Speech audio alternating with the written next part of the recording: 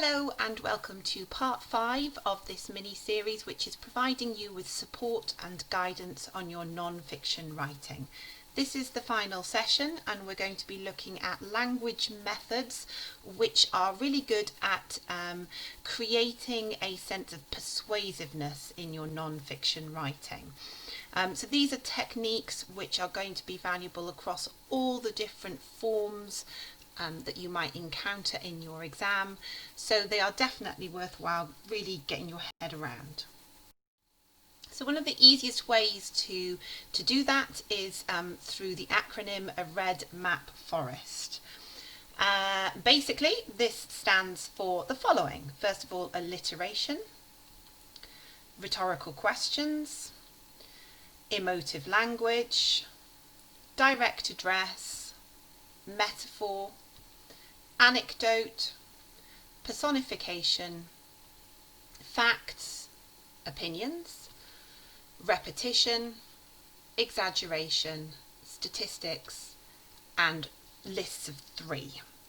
Now that is not an exhaustive list of everything that you could possibly include in terms of techniques, but it is a really valuable list, and if you use the majority of these techniques then you're going to be going a long way to ticking the box of varying your methods of engagement.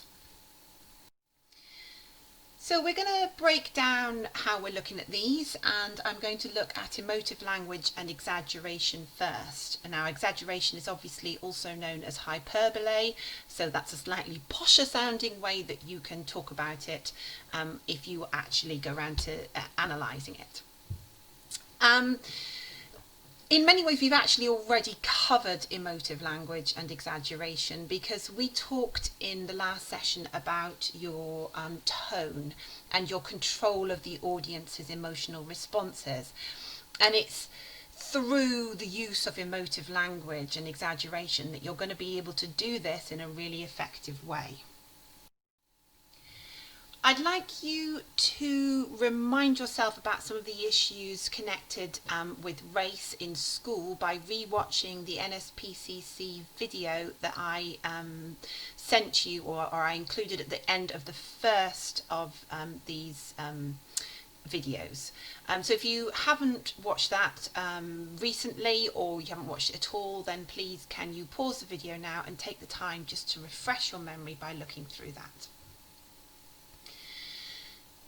So what I'm going to do now is I'm going to look at how we can take a basic statistic and add to it with language that is emotive, which is possibly exaggerating the statistic and encouraging in your reader or your listener a clear emotional response.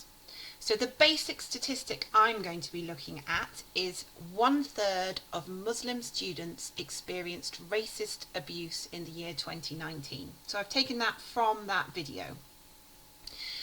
That is a very, very basic fact. It is not conveying anything other than the actual figure. So what you can do is you can add to this. So, for example, I have written a shocking 1/3 of Muslim students, or a disgraceful 1/3 of Muslim students. So what I've done there is I've put an opinionative word before the statistic. So I am signposting to my reader that they ought to be outraged by this. They ought to feel that this is a really appalling statistic. I've then gone on, and instead of saying that they've experienced racist abuse, which is again quite a neutral verb, I have changed that and put that they have suffered. And that clearly then changes it just from a neutral experience into a bad experience. It's something they have suffered. Finally, in that initial one, I have changed the phrase racist abuse, and I have said that they have suffered at the hands of cruel racists. So I have actually identified the racists themselves, the people, and again use that adjective cruel to pass judgment on them, to convey an opinion. And by using these subtle additions and changes in verb choice, I have signposted to my reader exactly how I feel about this statistic, and thereby influence them to feel in the same way. So again, in my second example, I've made it a little bit longer, but I have taken that same basic statistic. This time I've put a little additional bit at the beginning of the sentence: in another humiliating blow to equality in our schools. So I am passing judgment on the whole thing about the statistic, the whole aspect of the statistic, and I'm saying that it is a humiliating blow to equality. By using the word humiliating, it conveys a sense of, again, potentially that guilt that I talked about in the previous session. And the word blow is quite a violent one. It suggests that this, again, is something that is shockingly bad. I've given you another option. Instead of shocking or disgraceful, I've gone with staggering, which is a word which conveys that it's a large amount. And again, focusing on the words that convey that sense of quantity is a really good way to emphasise the nature of a statistic. So a staggering 1/3 of Muslim students have endured racist attacks in their daily school lives. That's 10 students in every class of 30, and quite frankly, 10 too many.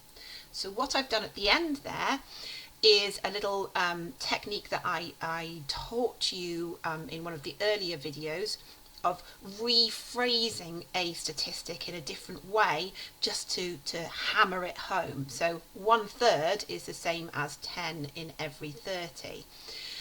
But I've also passed judgment again. Quite frankly, 10 too many. So I've said that it's completely unacceptable.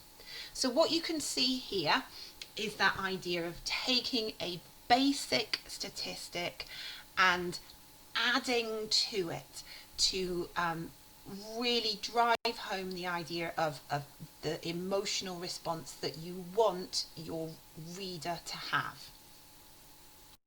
So I'd like you to have a go at that now. So have another look at the video and take another basic statistic from it and adapt it in exactly the same way as I've just talked through.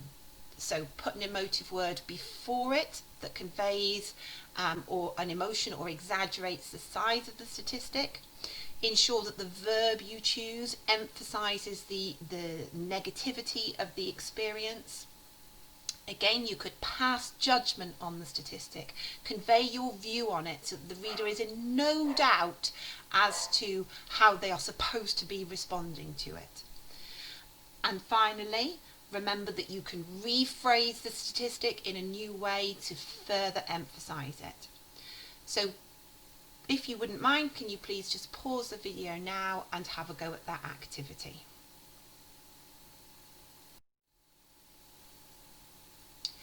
It's not just statistics that you can manipulate. Any information can be presented in a way which encourages an emotional response. Now, I think I've been a little bit silly here, but I've tried to show you that even something that theoretically ought to be good can be presented in a negative way. So you might not think that I've managed it, but let's have a look. The poor kitten, which had already been subjected to an excess of freely available food, was then repeatedly tickled under its chin by its insensitive new owner. Although purring, there were clear signs of distress throughout this period of what can only be described as torture, resulting in the exhausted creature having to sleep for well over 5 hours in order to recover. Okay, yes, I have definitely been a bit silly there, but all I'm trying to show you is that something as positive as a kitten being given free food and tickled and then getting to sleep for ages can be presented in a way that makes it appear like this is something terrible. And you can see there a range of different techniques that I've used to do that. So I've said the kitten is poor. I've said it was subjected to an excess of freely available food. Repeatedly tickled doesn't have to be negative, but then we're saying insensitive new owner. And although it was purring, so we immediately signpost that we're going into something negative. Although it was purring, there's still this negative thing to come. There were clear signs of distress. It can only be described as torture, so I'm passing judgment on it there. And using language like in order to recover and exhausted, which all have those negative connotations. So hopefully from that you can see that you can really quite extensively adapt language in order to have a very clear emotional impact. So my second little group of a red map forest techniques that I want to look at is repetition, lists of three and alliteration, which all work together in a nice little category. Really, I see these as patterns. They're all playing around with words and grouping them.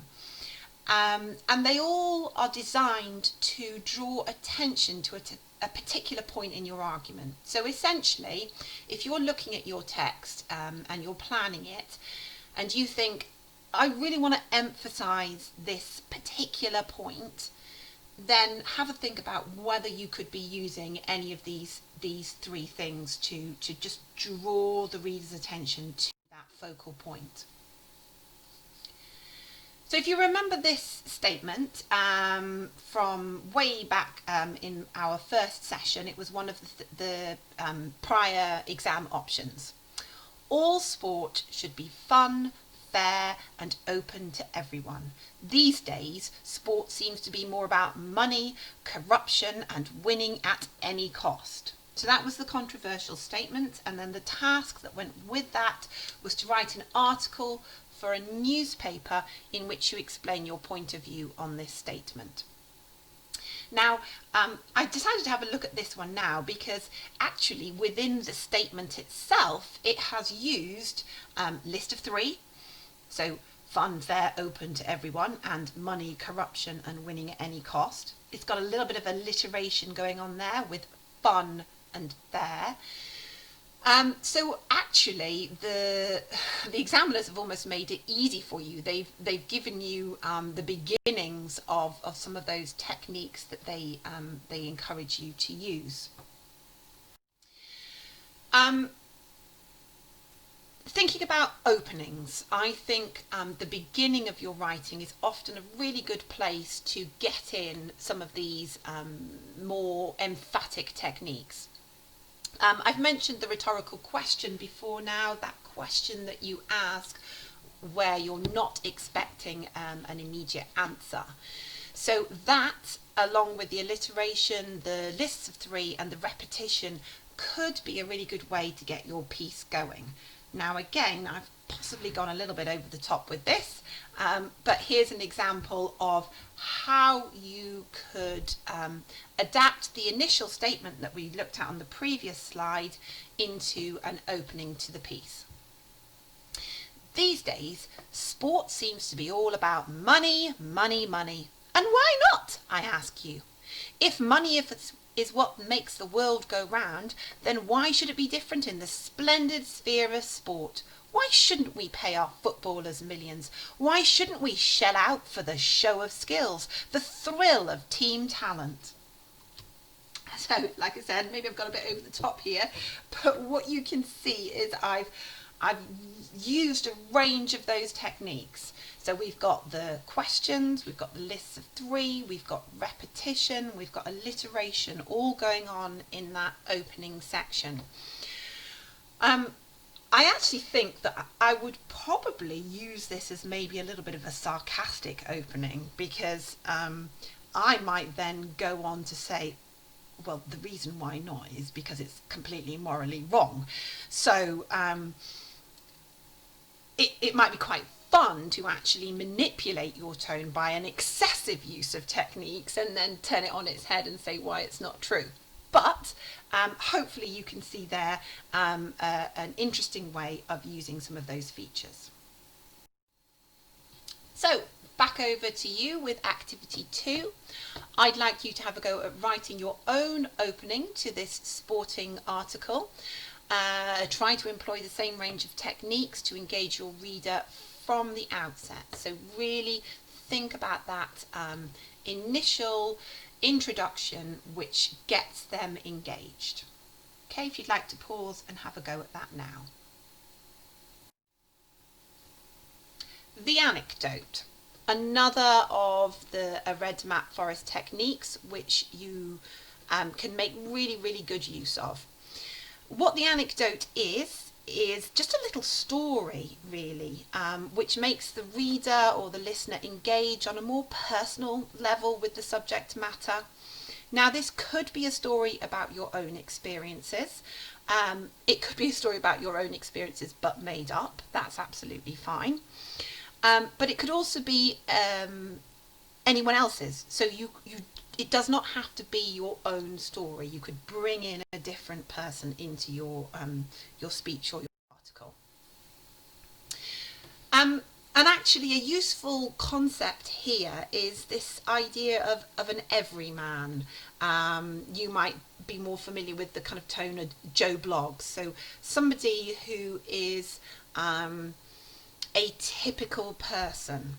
And if you have read Inspector Calls, well, the whole idea of Eva Smith and all the millions of Eva Smiths and John Smiths out there is that they are representative of a whole big group of people.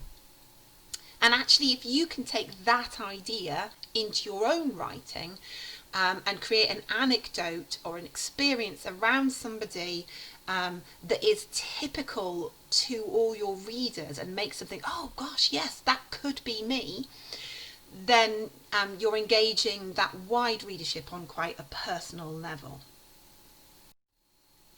So if we stick with the sports article, and we're arguing that sport should be open to all, and we're thinking about how we can bring in this real life anecdotal experience for our reader to relate to. So I'm just going to read this example out, and while I'm reading it, I want you to be thinking about who you feel is being targeted through this anecdote. Jane Barnes knows exactly what it is like to feel like an outsider in the world of sport. After recovering from a minor heart attack, she knew she had to get herself fit, but was overwhelmed by the competitive nature of what was on offer at the local sports centre. There was no chance of me joining in with any of the team activities on offer. They were all hugely competitive, and just looking at their Facebook page made me feel totally anxious. It was all medals and league tables. The gym was no better, as it was crammed with weight-pumping, toned blokes who seemed intent on outdoing each other. Jane didn't know what to do, and her mental health started to suffer as well as her physical. The worrying thing is that she is far from alone in this experience. So I asked you to be thinking about who the target audience was. So there might have been a few clues in what I chose to include in this anecdote. So for starters, Jane Barnes, the name in itself, you might have an opinion on how old the person sounds from that name. That's maybe reinforced by the fact that she'd had a minor heart attack. So we're maybe talking about somebody who is a bit older rather than a young person. Heart attacks do tend to be something that older people suffer from. we then go on and talk about the local sports centre, and it's quite vague here. So the team activities and the gym are places that theoretically anybody could be part of. But again, they maybe hint at an older reader. So you can see that the little choices that have been made in terms of what kind of anecdote you have and what sort of details you include in that anecdote are quite geared up to who you are directing your piece of writing towards. So if I was writing for a teenage audience, I would not have had as my anecdote Jane Barnes, the lady who had a heart attack and then was trying to get back to a level of fitness. I would have gone for a very different anecdote. So maybe you could take a moment now to think about how you might have appealed to a more teenage audience, what kind of anecdote you might have gone for.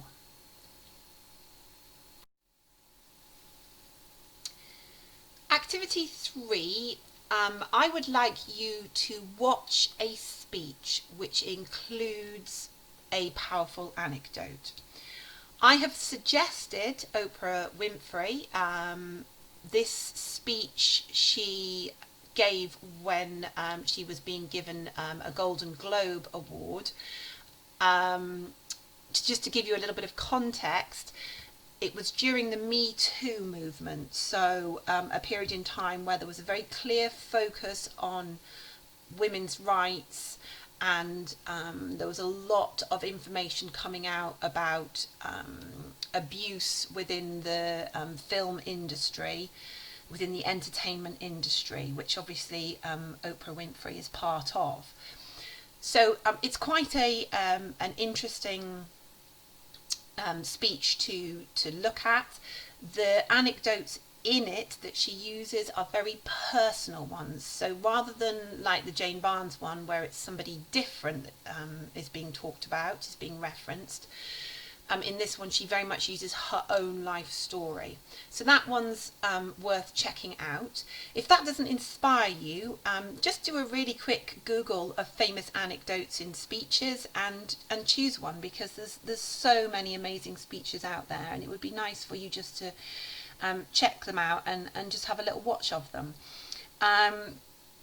All I ask is that as you are watching, I would like you to consider how the anecdote is being brought in and how it is being used to influence the listener.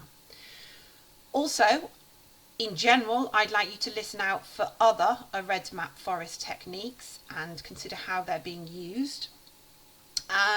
Maybe list your top favourites and explain why they are working well for you. You should be able to see all of them all over the place in the majority of speeches. So that's a handy way of just engaging a little bit more on a broad level with these techniques. Metaphors, similes and personification. Now, you might think that all this figurative language is something that we keep more in our story writing. And you would be very wrong if you made that assumption, because actually these techniques are extensively used across all non-fiction writing. I'm going to look at a particular example, and since it's so endlessly topical just now, we're going to consider the coronavirus. Now, actually, the government has obviously been talking about the coronavirus for a good 12 weeks now, and one of the key uses of figurative language that they employ is this idea of fighting a battle. Now, we are not literally fighting a battle with the coronavirus. So all of the language which is associated with this idea of fighting a battle is therefore figurative language. It's examples of metaphors and similes and personification. So if we just take a few examples, Boris Johnson has talked about the NHS and used phrases like they are on the front line or in the firing line, both clearly linked to that battle idea. The government, when they talk about the action that they've been taking, they describe it in terms of how they are defending the country or defeating the virus. Again, metaphorical language. They are not literally doing these things. Keeping that idea going, the virus has become the unseen enemy. And it goes even further than that. There was a scientist who was talking about the little testing clinics which were going to provide support in terms of